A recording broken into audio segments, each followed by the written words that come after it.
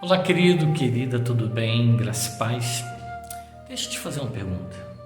Você se considera indigno, indigna do amor de Deus, da bondade de Deus e de tudo que Deus tem para você?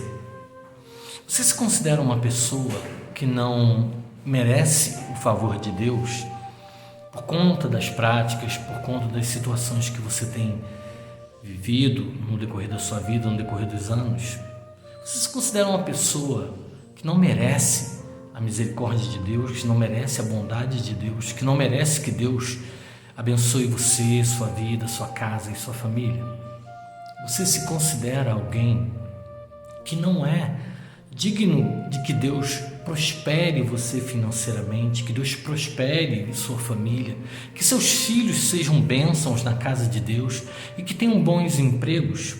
Por conta de situações vividas no passado, situações que você passou no decorrer da sua vida e que infelizmente trouxeram sobre sua casa, sobre sua família e principalmente sobre sua vida, situações que hoje você está colhendo coisas ruins.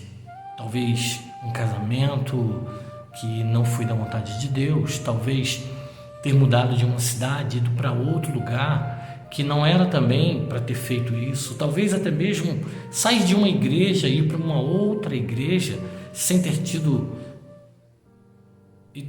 ou ter sido orientado por Deus. Talvez você esteja se sentindo culpado, culpada. Talvez você esteja recebendo tantas palavras, tantas situações na sua vida em que estão afligindo a sua mente, o seu coração e levando você para baixo. Estão tirando de você a paz, estão tirando o sono, estão tirando a sua alegria até mesmo de viver. Talvez você esteja até nesse momento pensando em tirar a sua própria vida, porque você se considera indigno de viver. Eu quero dizer para você que não. Eu quero dizer para você que Deus ama você e que mesmo você fazendo tantas as coisas erradas como você fez talvez no decorrer da sua vida, ou coisas que te magoaram, te machucaram, pessoas que entraram na sua vida e tiraram a sua alegria, talvez tudo isso seja uma somatória de situações, melhor dizendo, que tiram a sua alegria. Ou ainda, você escuta vozes, você escuta talvez pessoas ou até mesmo vozes dizendo para você que você não merece a bondade e a misericórdia de Deus. Eu gostaria de ler um texto para você que está em Hebreus capítulo 11, versículo 31. Diz assim: pela fé, a prostituta Raabe, por ter acolhido os espiões, não foi morta com os que haviam sido desobedientes. Nota uma coisa: pela fé, a prostituta Raabe foi livrada da morte. Quando o povo entrou na cidade de Jericó, a ordem de Deus era que todos fossem mortos. Todos. Naquela época, né, é claro, havia uma situação de conquista de terras e tudo mais, diferentemente dos dias de hoje, em que países lançam mísseis, drones em outros países e depois não aceitam retaliações. Mas nota uma coisa: eles estavam ali vivendo aquela situação e tomando posse da terra, e Deus determinou que todos fossem mortos, todos. Mas Raabe, ela, sentindo que havia necessidade de fazer um bem, ela ocultou os espias que haviam sido enviados por Josué para espiar a terra e saber como era a terra para que o povo de Israel conquistasse. E nota uma coisa: por conta da fé daquela mulher, ela foi poupada de ser morta. Agora eu pergunto para você: Raabe era uma prostituta. Talvez você não seja uma prostituta, talvez você não seja um prostituto, talvez você não seja uma outra pessoa indigna como alguns consideram, porque Deus não considera você indigno ou indigna. Deus considera você como uma pessoa digna de receber o seu amor, de receber a sua bondade e de receber a sua misericórdia. Mas há uma necessidade de que você e eu também entendamos. Qual é a necessidade? A necessidade que nós temos que ter é que, apesar de Deus nos amar, apesar de Deus querer nos salvar e nos livrar de tantas coisas, Deus, Ele exige que nós o amemos, que nós venhamos a obedecer a sua palavra e que venhamos a compreender tudo aquilo que Ele tem para a minha vida, para a sua vida, para a minha família, para a sua família.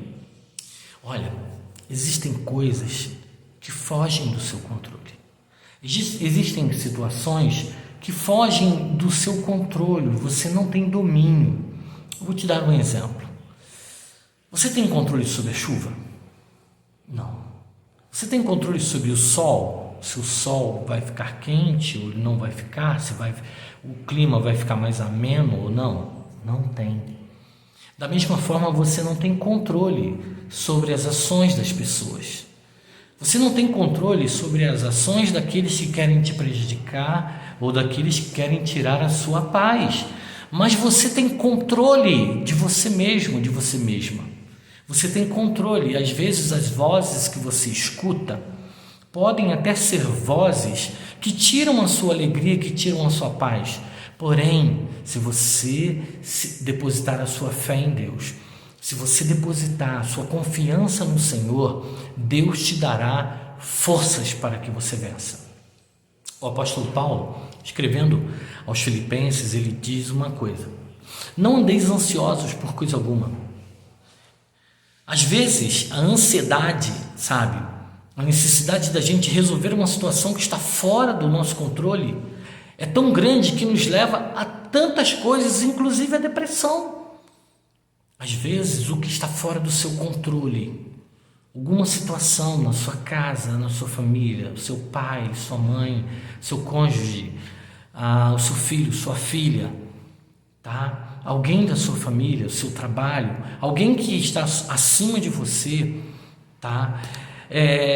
Você não tem controle das ações dele ou dela, mas você pode controlar o que está dentro de você. E eu quero convidar você nesse dia para que você entenda que assim como Deus, Ele preservou a vida dessa mulher, porque é a Bíblia que diz, Hebreus capítulo 11, versículo 31, que Raabe era uma prostituta, porém Deus a livrou, Deus a salvou.